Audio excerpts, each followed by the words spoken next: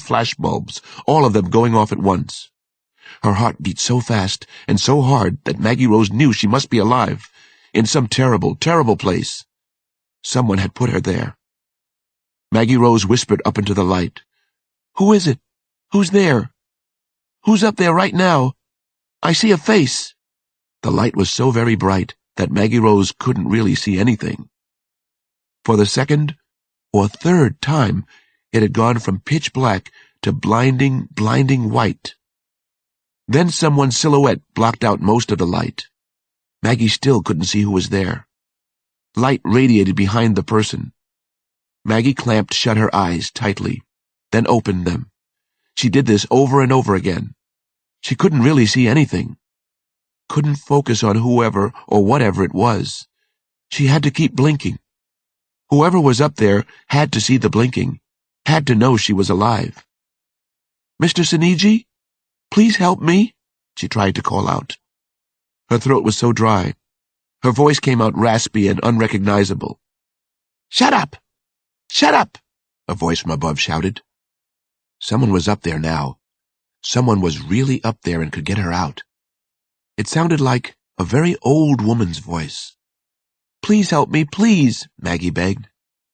A hand came flying down and slapped her face hard. Maggie cried out. She was more frightened than hurt. But the blow hurt too. She'd never been slapped before. It set off a loud roar inside her head. "Stop your crying!" The eerie voice was closer. Then the person climbed down into the grave and was right over her. Maggie could smell strong body odor and someone's bad breath. She was being pinned down now, and she was too weak to fight back. "Don't fight me, you little bastard! Don't ever fight me! Who do you think you are, you little bastard? Don't you ever raise your hand to me, you hear me? Don't you ever!" Please, God, what was happening? "You're that famous Maggie Rose, aren't you? The rich, spoiled brat. Well, let me tell you a secret. Our secret. You're gonna die, little rich girl. You're gonna die." Chapter 17. The next day was Christmas Eve. It didn't feel like the season to be merry, and it was going to get a whole lot worse before Christmas Day. None of us had been able to make any of the usual festive holiday preparations with our families. It added to the tension the hostage rescue team was feeling. It magnified the misery of the depressing task. If Seniji had chosen the holiday season for this reason, he'd chosen well. He had turned everyone's Christmas to shit. Around 10 o'clock in the morning, I walked down Sorrel Avenue to the Goldberg house. Sampson, meanwhile, had sneaked off to do a little work on the murders in Southeast. We planned to get back together around noon to compare horror stories. I talked with the Goldbergs for over an hour. They weren't holding up well. In a lot of ways, they were even more forthcoming than Catherine and Thomas Dunn. They were stricter parents than the Dunns, but Gerald and Laurie Goldberg loved their son dearly. 11 years earlier, Laurie Goldberg had been told by doctors that she couldn't have children. Her uterus had been scarred. When she found herself pregnant with Michael, it had seemed a miracle. Had Seniji known about that? I wondered.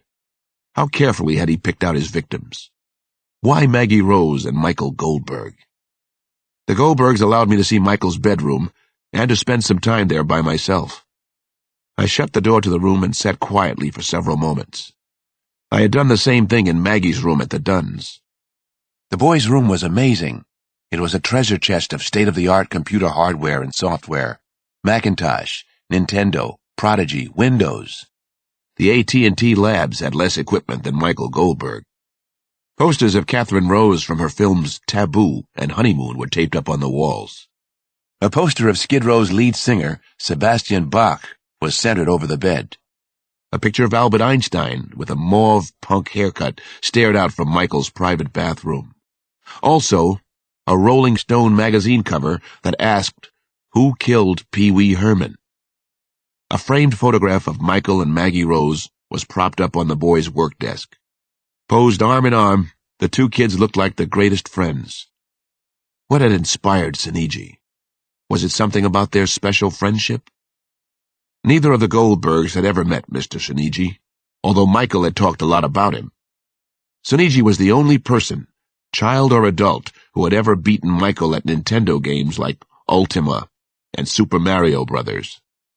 It suggested that Suniji might be a brainiac himself, another whiz kid, but not willing to let a 9-year-old beat him at video games for the sake of the cause, not willing to lose at any game.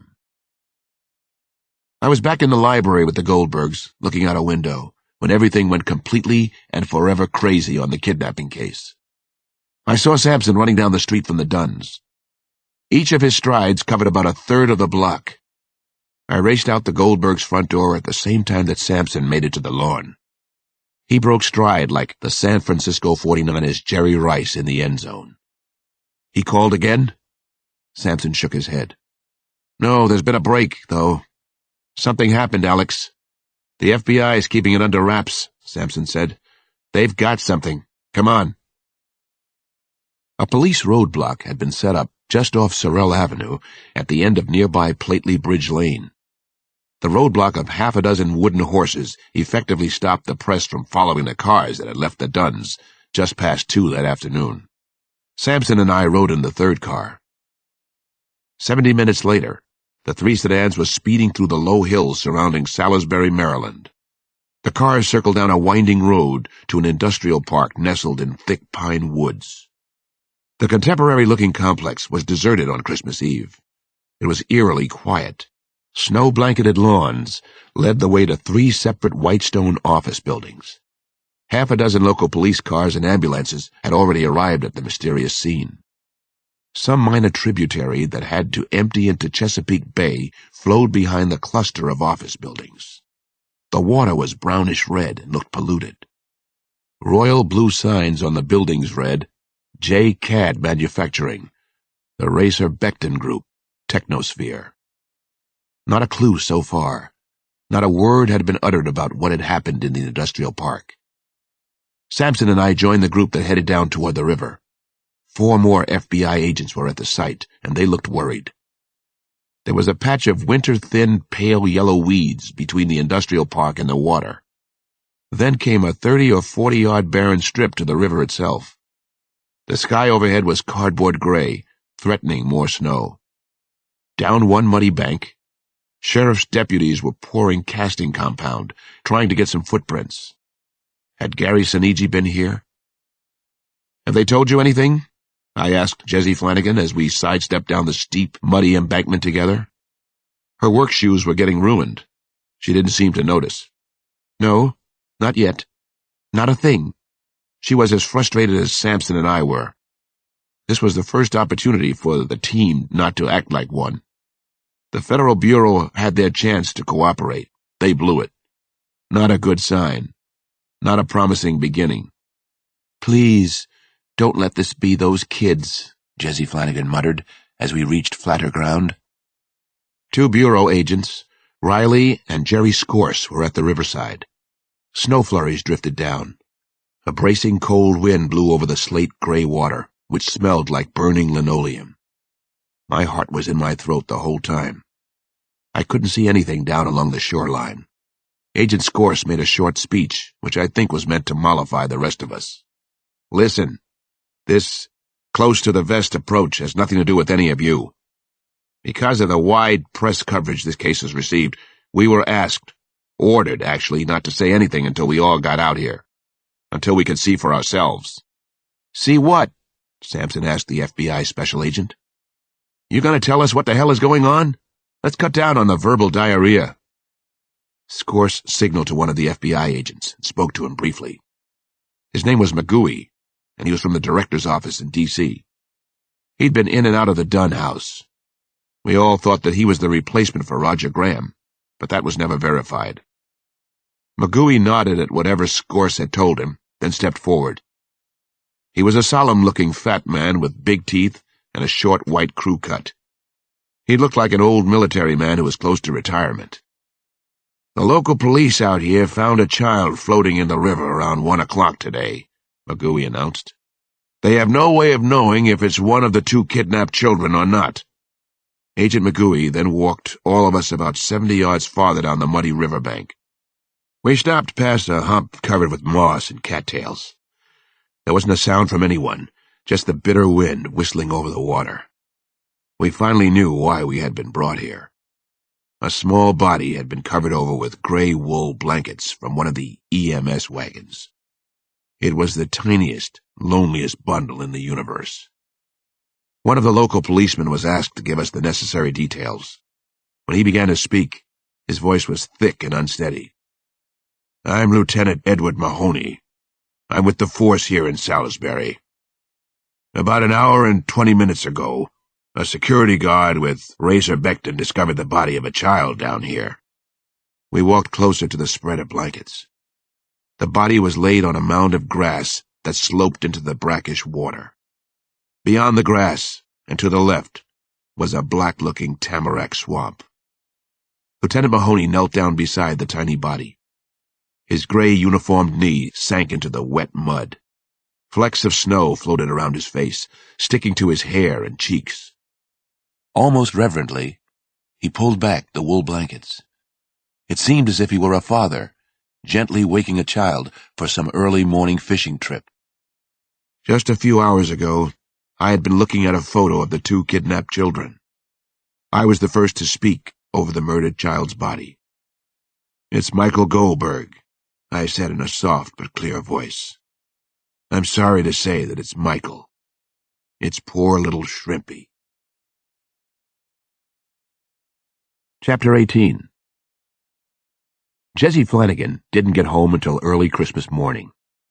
Her head was spinning, bursting with too many ideas about the kidnapping. She had to stop the obsessive images for a while. She had to shut down her engines, or the plant would explode. She had to stop being a cop. The difference between her and some other cops, she knew, was that she could stop. Jessie was living in Arlington with her mother. They shared a small, cramped condo apartment near the Crystal City Underground. Jessie thought of it as the suicide flat. The living arrangement was supposed to be temporary, except that she had been there close to a year now, ever since her divorce from Dennis Kelleher. Dennis the Menace was up in northern Jersey these days, still trying to make it to the New York Times. He was never going to accomplish that feat, Jessie knew in her heart. The only thing Dennis had ever been good at was trying to make Jessie doubt herself. Dennis had been a real standout in that department. But in the end, she wouldn't let him beat her down. She had been working too hard at the service to find time to move out of her mother's condo. At least, that was what she kept telling herself. There'd been no time to have a life.